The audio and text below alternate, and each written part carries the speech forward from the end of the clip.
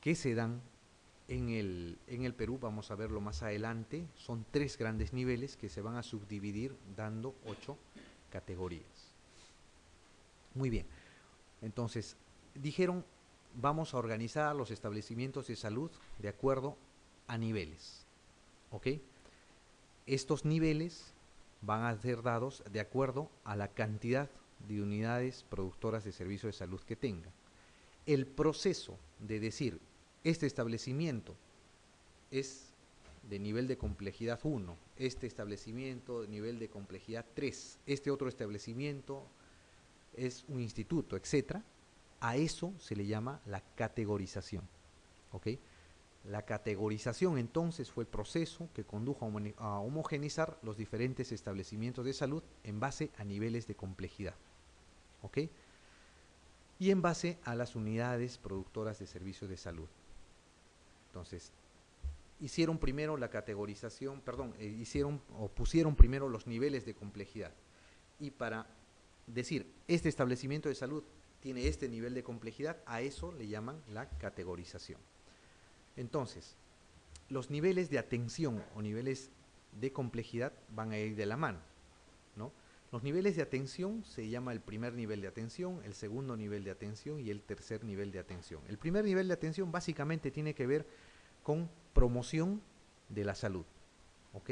El segundo nivel de atención tiene que ver con prevención, con promoción y recuperación de la capa simple. Y el tercer nivel de atención ya pertenece al nivel complejo y de rehabilitación, ¿ok? Hay 3 niveles de atención. Estos niveles de atención van a tener asociados los niveles de complejidad. Hay 8 niveles de complejidad en el sector salud, ¿ok?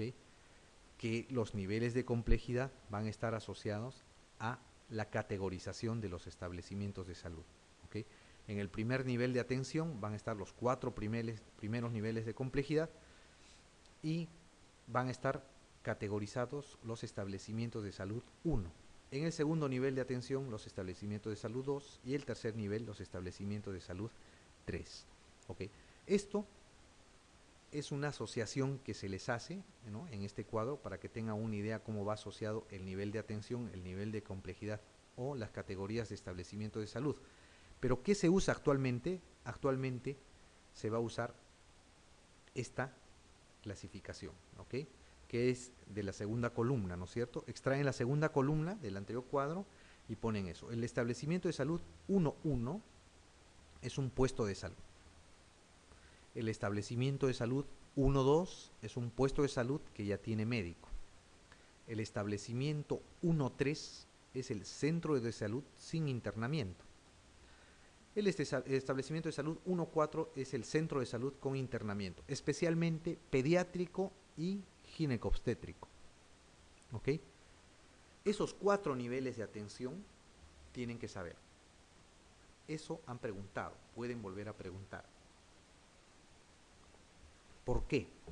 Porque como médicos generales, ustedes van a estar, su labor básicamente va a estar dirigida a este primer nivel, al 1.1, 1.2, 1.3, 1.4. ¿Ok? De eso no se deben olvidar. En el nivel 2 vamos a tener, en el nivel 2.1 o en la categoría 2.1, el hospital 1. El hospital 1 se caracteriza por tener las 4 especialidades generales, ¿no? Medicina, ginecobstetricia, pediatría y cirugía, anestesiología obviamente, puede tener laboratorio las 24 horas, diagnóstico por imágenes 24 horas. En el hospital 2, hospital 2.2 va a tener, además de las 4 especialidades, algunas subespecialidades, va a tener anatomía patológica, va a tener banco de sangre en algún momento. Los hospitales 3.1 se caracterizan por tener todo. Todas las especialidades, todas las subespecialidades, y va a tener o van a tener UCIs especializadas también, ¿okay? O sea, tienen todo. Los hospitales o los niveles 3.2 son institutos ya, ¿no? En el Perú, el Instituto de Enfermedades Neoplásicas, de Ciencias Neurológicas, el Instituto de Salud Mental, etc. ¿ok? Institutos se abocan básicamente a un determinado esquema de pacientes, ¿no? A un determinado, a determinada categoría de los pacientes. Muy bien, este es un cuadrito comparativo de las diferentes categorías de los establecimientos de salud. Este cuadro tienen que saberlo, especialmente hasta el número 4. Este es el 1.1, 1.2, 1.3, 1.4, ¿no? Hasta el centro de salud con internamiento. ¿Qué cosas tienen, qué no tienen? Muy bien. En las columnas vamos a tener la categorización. Puesto de salud con médico, centro de salud con internamiento, hospital 1, hospital 2, hospital 3 o institutos especializados. Y en las filas, ¿qué cosa hacen o qué unidades productoras de servicios de salud tienen? ¿Qué UPS, ¿no? Lo que habíamos hablado antes. Salud y comunidad ambiental, consulta externa, patología clínica, qué especialidades tienen, qué hay en emergencia, hospitalización, centro quirúrgico, diagnóstico por imágenes, hemoterapia, etcétera, etcétera, hasta investigación y docencia. Entonces, tenemos el puesto de salud, que es el nivel más simple, el nivel 1.1. ¿Va a tener salud comunitaria y ambiental? Sí, ¿no? Se encargan básicamente de la promoción de la salud, ¿ok? Va a tener consulta externa médica solamente de forma itinerante. Probablemente a este puesto de salud va a llegar médico unos determinados días para hacer solamente la consulta, ¿ok? Entonces, ese es el nivel más simple, la categoría más sencilla de los establecimientos de salud. Categoría 1.1 es el puesto de salud, ¿ok? El puesto de salud con médico permanente es la categoría 1.2. ¿Hace promoción de la salud? Sí. ¿Tiene consulta externa? Sí, de 6 a 12 horas, permanente. No tiene laboratorio, no tiene especialidades, no tiene nada más, ¿no? El puesto de salud con médico. Después del puesto de salud con médico viene el centro de salud. El centro de salud obviamente sin internamiento. ¿Va a hacer proyección y labor asistencial comunitaria? Sí. Consulta externa médica 12 horas. Va a haber laboratorio, principalmente, obviamente, solamente en el día, pero no va a tener internamiento. El centro de salud, cuando ya tiene internamiento, va a ser el nivel 1.4, centro de salud con internamiento, ¿no? ¿Va a ser promoción y proyección comunitaria? Sí. ¿Va a haber consulta externa 12 horas? También. ¿Va a haber laboratorio? También. Y las especialidades con las que va a contar va a ser medicina general, ¿no? Obviamente, porque hay médicos, y principalmente ginecología y pediatría, ¿ok? Antes los centros de salud con internamiento o los centros de salud 1.4 se les llamaba centro materno-infantil, ¿no? Y todavía ahora algunos mantienen ese nombre, centro materno-infantil o nivel 1.4. Ese es el máximo nivel que tiene el primer nivel de salud, ¿ok? El primer nivel de complejidad, el nivel 1.4. A partir de los hospitales ya se habla del segundo nivel. El hospital 1, que es el último nivel que hace proyección comunitaria, puede tener salud comunitaria y ambiental. Va a haber consulta externa, va a haber patología clínica, va a haber las 4 grandes especialidades: pediatría, ginecobstetricia, cirugía, medicina interna, va a haber anestesiólogo porque va a haber centro quirúrgico. Acá ya aparece la emergencia, va a haber hospitalización, centro quirúrgico, puede haber diagnóstico por imágenes y hemoterapia, o sea, banco de sangre, ¿ok? Pero diagnóstico por imágenes sí necesariamente. Ese es el hospital 1.1, ¿ok? O nivel 2.1. El nivel 2.2 o hospital 2 ya no hace salud comunitaria y ambiental, ya no hace proyección ni promoción de la salud, ¿no? Va a haber consulta externa 12 horas, va a haber patología clínica, va a tener todas las especialidades: emergencia, hospitalización, diagnóstico por imágenes, anatomía patológica. Va a haber una UCI o una UBI, que es la unidad de vigilancia intensiva, ¿ok? A partir de los hospitales 3 son considerados, ojo, anótenlo, los hospitales 3 son considerados los hospitales nacionales, ¿ok? Acá en el Perú o en Lima, el 2 de Mayo, el Hospital Sor Loaiza, el Cayetano Heredia, el Hipólito Unanue, ¿no? El Daniel Alcides Carrión, en el Minsa. En E-Salud, el Hospital Rebagliati, el Almenara, el Sabogal. En las Fuerzas Armadas, el Hospital Central de la FAF, de la Policía, el Hospital Central Militar. O sea, los más grandes hospitales son los hospitales 3. ¿Qué cosa deben tener esto? Deben tener todo. ¿Ok? Todo. Todas las especialidades, todas las subespecialidades, tienen que tener absolutamente todo. Las UCIs tienen que ser especializadas, o sea, tienen que tener UCI materno-infantil, tienen que tener UCI neonatal, tienen que tener UCI neuroquirúrgica, tienen que tener UCI en los diferentes servicios, ¿ok? De acuerdo a la complejidad que tenga. Y el nivel más alto son los institutos especializados, ¿no? La diferencia con los hospitales 3 que estos institutos se abocan solamente a una rama de la medicina. Cáncer, el Instituto Nacional de Enfermedades Neoplásicas, enfermedades neurológicas, el Mogrovejo, ¿no es cierto? El Instituto Nacional de Ciencias Neurológicas. Salud mental, el Hospital Noguchi, el Emilio Valdizán, etc. De acuerdo a cada enfermedad que manejen. Para eso se llaman institutos. El Instituto Nacional de Oftalmología, por ejemplo, solo ve la parte oftalmológica. Tiene emergencia, tiene hospitalización, pero solamente la parte de oftalmología. Entonces, a eso se llama institutos especializados. De estos niveles que hemos comentado ahora, ustedes sí o sí tienen que recordar estos 4 primeros. ¿Okay? El nivel 1.1, el 1.2, 1.3 y 1.4, hasta el centro de salud con internamiento. Eso les pueden preguntar. Han preguntado ya del 1.4 y del 1.1. Pueden preguntarles de alguno de estos. ¿Por qué? Porque eso es lo que ustedes tienen que manejar ahora, ¿no es cierto? Cuando ya salgan de la especialidad van a pasar al lado derecho de las columnas. Pero mientras tanto, esto tienen que saber y esto les pueden preguntar. Muy bien, esta es una pregunta que entró en un examen de residencia. Por ejemplo, según la norma técnica de categorías de los establecimientos de salud público del sector salud, aprobada en julio del 2004, un establecimiento de salud que brinda atención ambulatoria con internamiento de corta estancia, principalmente materno-perinatal, corresponde a la categoría D, 1.2, 1.3, 1.4, 2.1, 2.2. La 1.4, ¿no es cierto? La 1.4. La 1.3, ¿qué cosa sería? Un centro de salud sin internamiento, ¿no es cierto? La 1.2, un puesto de salud con médico. La 1.1 con médico itinerante, ¿no es cierto? Sin médico. Muy bien. La pregunta 16 dice, de acuerdo con la Ley de Organización y Funcionamiento del Ministerio de Salud, este es el ente rector de el Sistema Nacional de Salud, sistemas de atención de la salud, el sistema institucionalizado de salud, el sistema o sistemas de servicios de salud o sistema público de salud.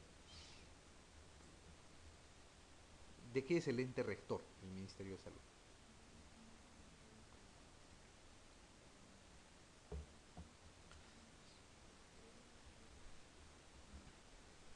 A ver, sistema institucionalizado de salud no existe, ¿no es cierto? Sistemas de servicio de salud no es un concepto que se maneje, no es un concepto orgánico.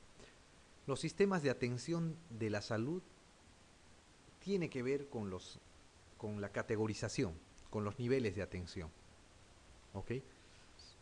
Pero no es un sistema. Les queda dos: el Sistema Nacional de Salud o el Sistema Público de Salud. ¿De cuál de ellos es ente rector el Ministerio de Salud? Del Sistema Nacional de Salud, ¿no es cierto? ¿Qué diferencia hay entre el sistema público y el sistema nacional? El Sistema Nacional de Salud incluye las instituciones públicas y privadas, o sea, es salud, las Fuerzas Armadas, los hospitales y establecimientos del Ministerio de Salud y las clínicas, pues, ¿no? Las clínicas y los policlínicos privados. De todo es ente rector el Ministerio de Salud, de todo el Sistema Nacional de Salud. Ojo, ¿ya? Muy bien.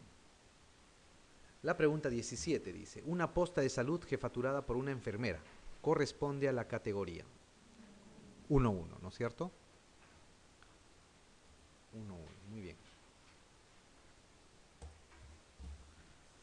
La 18 dice, el establecimiento de salud que tiene un servicio de UCI general es 2-2, 2-3, 1-2, 2-1, 1-1. UCI general. 1-1 no es, 1-2 tampoco, ¿no es cierto? 2-3 no hay, ¿no es cierto? Le queda 2-2, 2-1. UCI general. ¿No? La UCI general está en el 2-2 principalmente, ¿no? Los hospitales 3 son los que tienen las UCIs de manera especializada. Ok. Perdón. El hospital 2-1 puede tener, no, puede tener vigilancia intensiva. A ver, si se fijan en el cuadrito, no sé si van a poder verlo ahí. Lo retrocedo, ¿ya? Es el slide. A ver.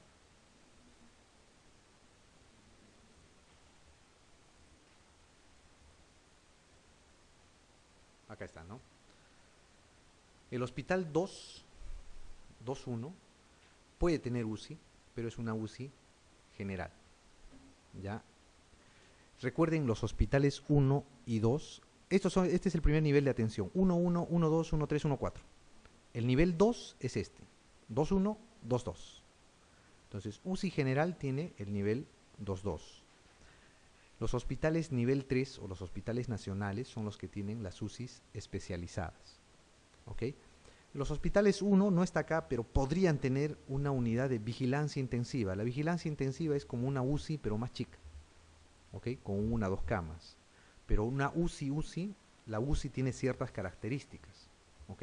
Tiene que tener una enfermera, máximo por 3 camas, un médico cada 6 camas, tiene que tener empotrados los puntos de oxígeno, los puntos de aspiración, cada cama tiene que tener un ventilador mecánico, cada cama tiene que tener le llaman un aparato de una bomba de infusión, ¿no? O aparato de microgoteo, tiene que tener por lo menos 1,5 metros entre cama y cama, o sea, tiene ciertas características, ¿okay? Eso es una UCI general. Los hospitales nacionales son los que tienen las UCIs especializadas, ¿ya? Solamente ellos. Muy bien, el establecimiento de salud entonces, que tiene un servicio de UCI general, es el 2-2. Muy bien. De las mencionadas, dice, a continuación, ¿cuál no representa una unidad productora de servicio de salud? La UCI, centro, ¿cuál? La dirección, ¿no es cierto? La E, ¿no es cierto? Porque los demás producen servicios de salud, ¿no? La UCI, centro quirúrgico, consulta externa, hospitalización, etcétera, producen servicios de salud. Muy bien. La E. Muy bien. Ahora, estos establecimientos de salud categorizados, puestos ya en un nivel determinado, necesitan gestionarse, necesitan que elaboren y que sus actividades sean supervisadas, sean monitorizadas y sean evaluadas. ¿Okay? La mejor forma de evaluación de los establecimientos de salud es usando los indicadores. ¿Okay? Vamos a ver los indicadores más importantes a medida que vayamos avanzando acá. La gestión lo que hace es monitorizar cómo está funcionando un establecimiento o una organización. Y lo hace mediante el control. ¿Qué cosa es el control? Es la acción de verificar que las actividades de una organización se lleven a cabo como fueron planeadas para garantizar el cumplimiento de metas y objetivos. ¿Okay? Y se hace mediante 3 acciones: el monitoreo, la supervisión y la evaluación. Parece no, o sea, el monitoreo, supervisión y evaluación parecen conceptos medios superpuestos, medios abstractos, ¿no es cierto? Pero este cuadrito que viene acá les va a ayudar a diferenciar uno del otro. Tenemos En las columnas la evaluación, el monitoreo y la supervisión, y en las filas qué cosa hacen, ¿no? A qué objetivo alcanzan, a quiénes se aplica, cómo lo hacen, qué instrumentos usan y cuáles son los resultados esperados. Respecto a la evaluación, su objetivo es conocer el grado de avance y el desarrollo del proceso de la organización. El monitoreo observa periódicamente la marcha de las acciones y detecta situaciones críticas. O sea, la evaluación ve cuánto han avanzado. En el monitoreo ve cómo va ese avance y qué fallas puede haber. Y la supervisión consiste en desarrollar las potencialidades del personal en relación a la ejecución de sus actividades. Acá es lo que tienen que tomar en cuenta. La supervisión va a desarrollar las potencialidades del personal, del recurso humano. Los otros, la evaluación y el monitoreo, van dirigidos hacia los planes. ¿Ok? ¿Cuáles son los sujetos de aplicación de la evaluación y el monitoreo? Los planes, los programas, los proyectos, los sistemas de servicios de salud, etcétera, etcétera. O sea, todo lo que no es recurso humano. En cambio, la supervisión va dirigida al recurso humano. ¿Ok? Esa diferencia es importante que conozcan.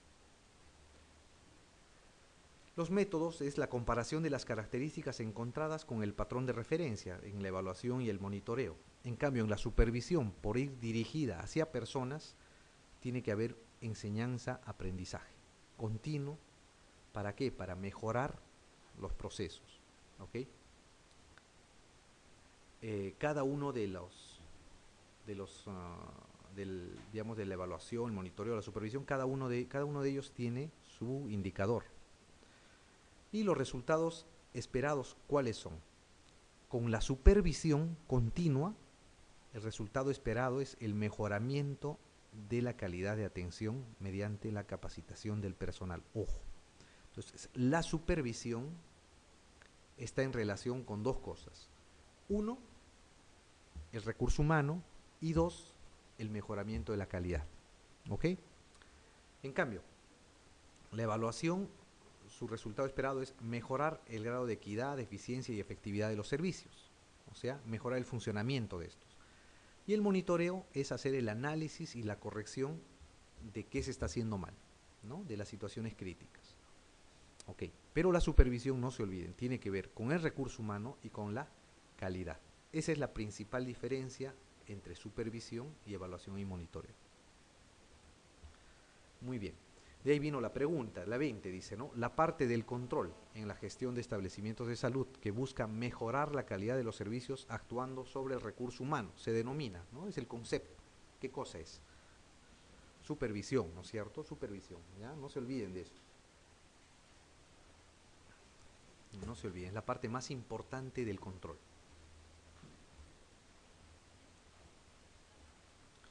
Muy bien. Vamos a ver qué cosa es un indicador, ¿no? Un indicador es una relación cuantitativa, es un número, ¿ok? Que nos resulta de la división de una entre otra variable, o sea, de dos variables o de una o más variables, ¿ok? Este indicador sirve ¿para qué? Para compararlo con patrones de referencia, estándares internacionales o nacionales en algunos casos, para ver cómo está funcionando el establecimiento o la organización de salud, ¿no? Se dice que son la base objetiva para realizar la evaluación de las actividades hospitalarias. ¿Okay? Uno no puede decir que un hospital está yendo bien o está yendo mal, o un establecimiento de salud va bien o va mal, si es que no usa indicadores. Como les decía, debe ser comparado el indicador con un parámetro de referencia, ¿no? Sea este nacional o internacional, y de acuerdo al análisis o a la comparación vamos a tener que estamos en una falla o en un acierto, dependiendo. ¿Son útiles para qué? Para tomar acciones para mejorar, para tomar acciones preventivas también. Si vemos que nuestro indicador va descendiendo, ver qué hacemos para mejorarlo. Correctivas, si vemos que salimos mal, ¿por qué estamos saliendo mal? Y de mantenimiento, si es que estamos dentro del estándar. ¿no? Si vamos bien. Para todo esto son útiles los indicadores. En sí, los indicadores son útiles para la gestión de los servicios de salud. Para eso sirve. Los indicadores se pueden clasificar en tres partes. Indicadores de estructura, indicadores de proceso e indicadores de resultado. ¿Ok? Los indicadores de estructura son fáciles de medir, los indicadores de resultado también. Los que son más difíciles de medir son los indicadores de proceso. Tienen más complejidad y de más difícil medición. Pero son los indicadores que también nos pueden ayudar para medir la calidad. Vamos a desarrollar los principales indicadores. Ok, los indicadores de estructura. ¿Cuáles son los indicadores de estructura? La accesibilidad, la disponibilidad y la adecuación.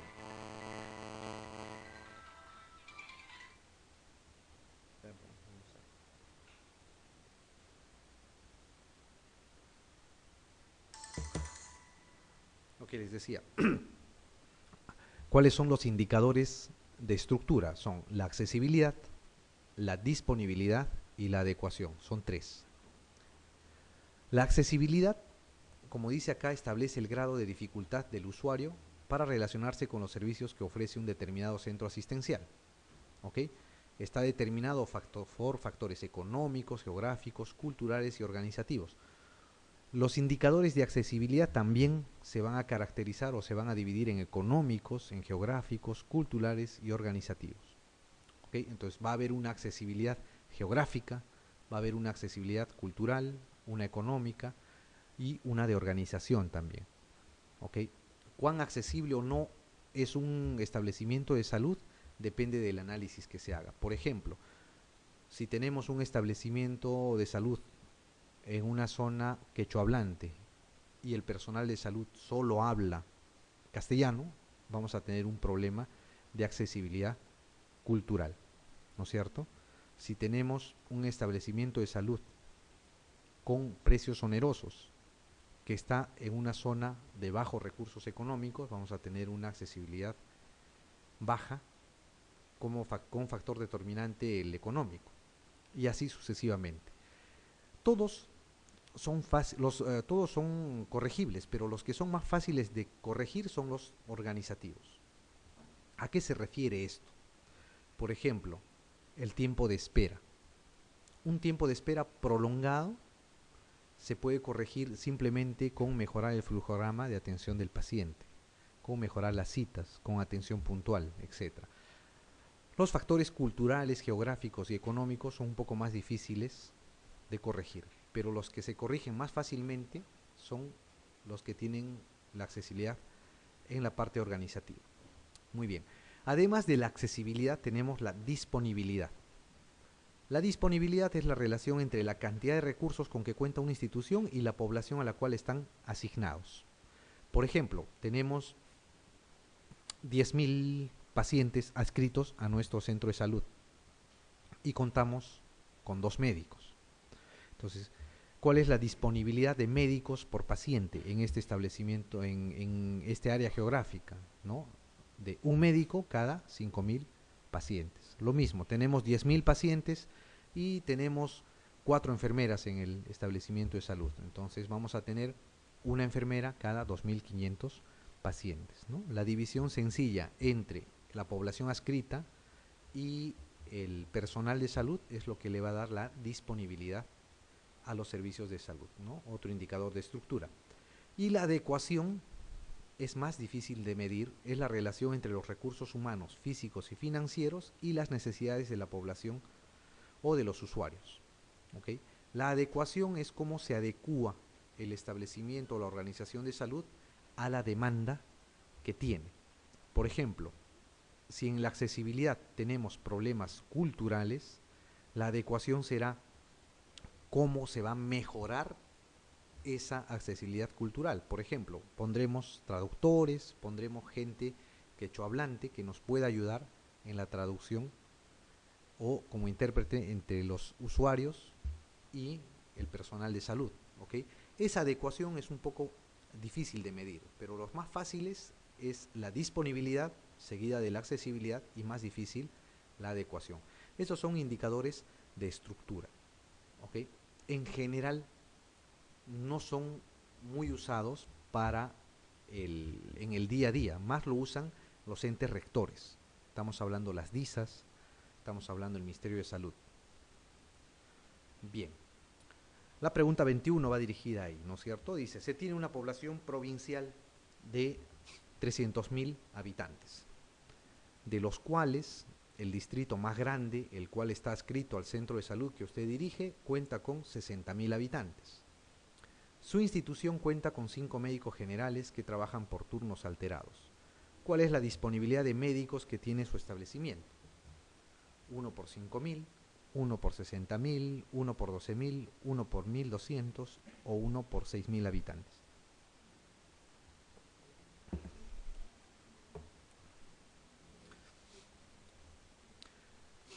A ver, tienen una población provincial de 300.000, ¿no es cierto? De estas 300.000 personas que viven en la provincia donde está ubicado su centro de salud, 60.000 son adscritos a vuestro establecimiento. O sea, a 60.000 ustedes tienen que atender. Al resto se encargará otros centros de salud, otras postas, ¿ok?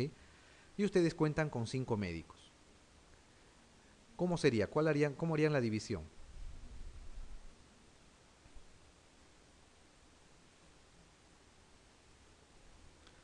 Tendrían que dividir los 5 médicos entre toda la población o entre solamente los 60.000, ¿no? Entre la población adscrita nomás, ¿no es cierto? Entre la población adscrita. Haciendo esa división les va a salir un médico 60.000, ¿no? Cada 12.000 habitantes, ¿no es cierto? Esa sería la respuesta. No se olviden, es solamente entre la población adscrita, ¿no? No depende muchas veces del espacio geográfico, sino de a cuántos pobladores ustedes tienen adscritos, ¿ok? Eso se llama población adscrita. Muy bien. Vamos a hablar ahora de los indicadores de proceso. De los indicadores de estructura, me parece que la disponibilidad en algún momento podrían preguntarles porque han preguntado antes también, pero después no ha habido ninguna otra pregunta que llegue de esos indicadores. De los indicadores de proceso, que son estos, se refieren a las actividades, al uso, a la utilización, a la productividad, al rendimiento y a la calidad.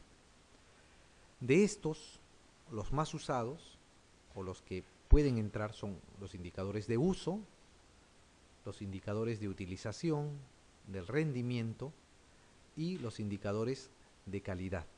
Ojo, acá no se olviden que la calidad es un indicador de proceso, ¿ok?